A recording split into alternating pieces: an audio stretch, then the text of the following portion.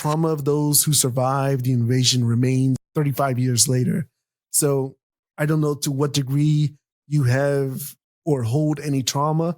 How do you address the issue of, I guess, for lack of a better term, PTSD, especially when the U.S. refuses any forms of reparations?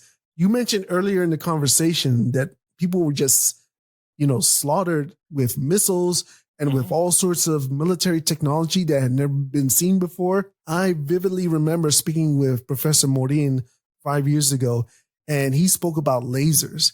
He spoke about people being collected in buckets, not in body bags. This sort of horrific stuff.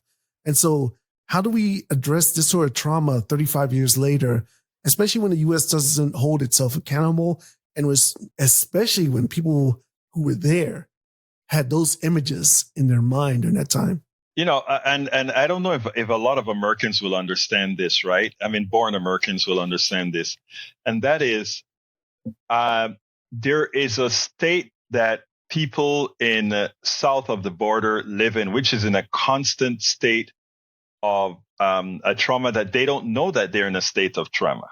Okay, because it's a constancy. It is always fending for the next day. Click our bio for more videos, podcasts, and blogs, or visit politicsdoneright.com/info.